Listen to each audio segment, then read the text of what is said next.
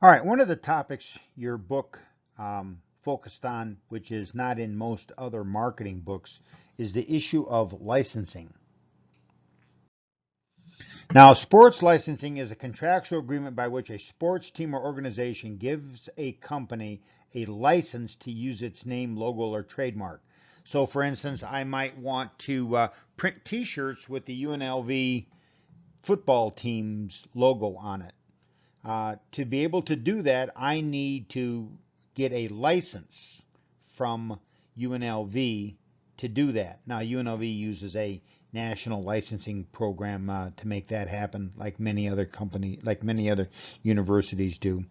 The company leasing the rights, that is, the company that wants to use the name or logo, the T-shirt company, for instance, is known as the licensee, and the sports body is the licensor, like UNLV. Licensing a sports brand represents about $30 billion in retail sales of licensed merchandise worldwide and continues to grow each year with co-branding sponsorships, international activations, and the entry of new sports franchises. Now, sports licensing benefits to the licensee, that is the T-shirt company. Well, you have an association with a sports entity, and you can build your brand equity and use their logo to help sell your products. You might increase your brand awareness and maybe build your brand equity by making your T-shirt brand more well known, and perhaps even associating it with with higher quality. You might increase the legitimacy of your brand, and you might increase the perceived quality of your brand. So if you're producing Golden Knights t-shirts, perhaps that's better than you just producing t-shirts. Some of the disadvantages to the licensee, well, you're tied to the team. And of course, if you spend money on a license to use a team's logo, and then the team falls into disfavor. Maybe an example might be the Houston Astros that have been in the focus of media lately over stealing signs in the last World Series, and in the minds of many people, cheating to win the World Series. Now, others wouldn't see it that way.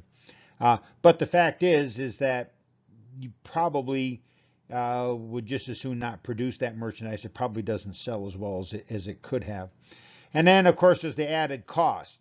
An example, my favorite example, we'll talk about this in sponsorships again later, is Allegiant Airlines and the $25 million that it spent to have its name put on the new stadium, the Allegiant Airlines Stadium, where the Raiders and the UNLV Rebels football teams are both going to play.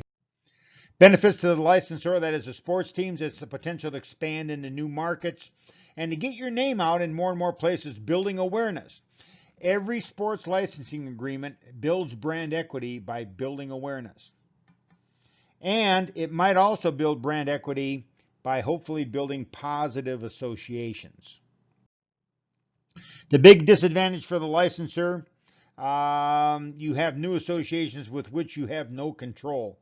So if the company puts your logo on cheap t-shirts, you really can't do anything about that because you licensed that to them without any ability to have control over how it's used exactly, other than how you specified it in the contract.